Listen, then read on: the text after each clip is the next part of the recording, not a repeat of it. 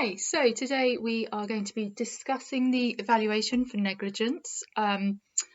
This is needed for an essay question. Now, the points that I'm going to discuss are not exhaustive. You guys may think of some really good points yourself, so feel free to add those in. But these are just some of the AO3 evaluation points that I have come up with.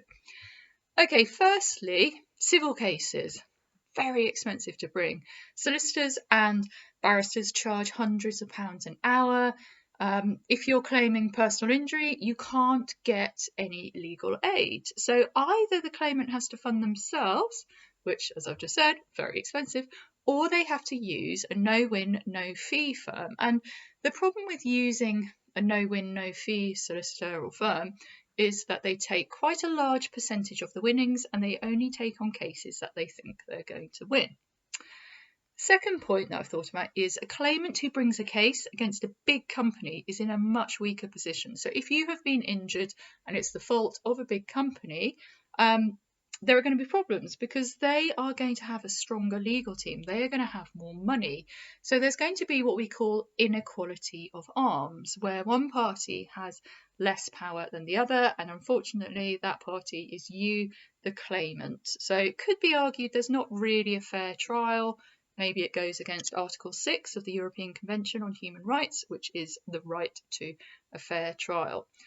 My third point I thought about was the law does develop because Robinson says capare no longer has to be used unless there is no existing duty of care. So that should shorten the amount of time in court because if there is an existing duty, you don't have to go through all three stages of the capare test. Now, whilst we're talking about Robinson, quite an important case because Robinson stated that it is fair, just and reasonable to impose a duty of care on the police. So they no longer have blanket immunity from being sued. So this does, I guess it's good, it protects us, the public. It ensures that police take all reasonable care when performing their job. However, arguing against this, you could say, well, does it prevent them from fully investigating cases if they think they are going to be sued? The next point I thought about was that there are conflicting cases when deciding proximity. I mean, this is so subjective as to what is proximate in that second part of the capare test. So you've got Borehill and you've got McLaughlin. Borehill, she wasn't close enough, even though it led to quite a traumatic event. She gave birth and the baby was stillborn. And then McLaughlin, she saw her family and there was proximity. So I think it's quite difficult to predict if the judge is going to say that there is proximity, which means there's a lack of certainty. Is justice being served? Is it being achieved? But I like the fact that there is flexibility. So the claimant's case is decided on a case-by-case basis. So flexibility has the trade-off with certainty. So you have to decide which is perhaps more important. Now, many of you will be learning to drive, and the case of nettleship is therefore, I think, of interest. I think it's quite unfair in many ways to judge a learner driver as an experienced driver because you are learning to drive. However, when you are learning to drive, I mean, you have quite a lot of power. You have the power to cause some very serious accidents, which could result in serious injury or death. So the law does expect high standards from you. So nettleship on the one hand is unfair, but I can see from the point of view of public protection that it is a fair decision.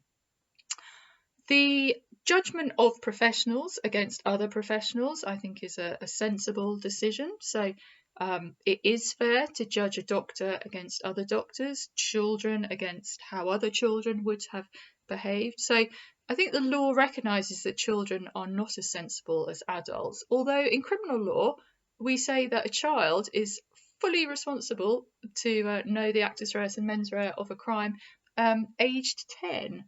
So civil law, we're a bit more lenient with a child, but in criminal law, we're like 10, yep, they know exactly what they're doing. Whereas in civil law, I don't think you can sue somebody under the age of 18, so you might want to just double check that point.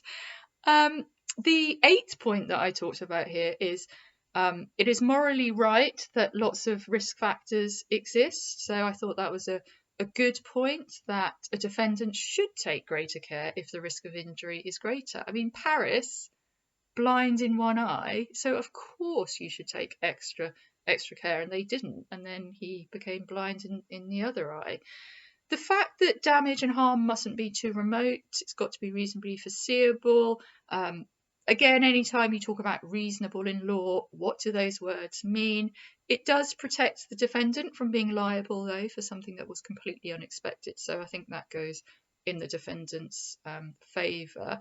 The defendant as well, remember, has a defence of contributory negligence. So if the other person made their injuries worse in any way, for example, not wearing a seatbelt, the case of Froome, then the level of damages that the defendant has to pay will be reduced.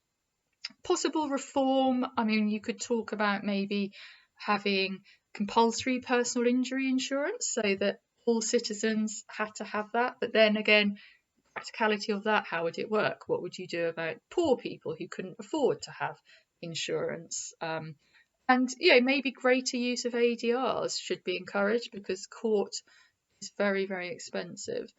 Those are just some of the key points. As I said, you guys may think of better ones than me, which is absolutely fine. Put those in.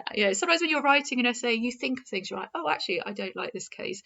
But if you're talking about stuff being fair or unfair, just make sure you explain why it's unfair or why you don't agree with it.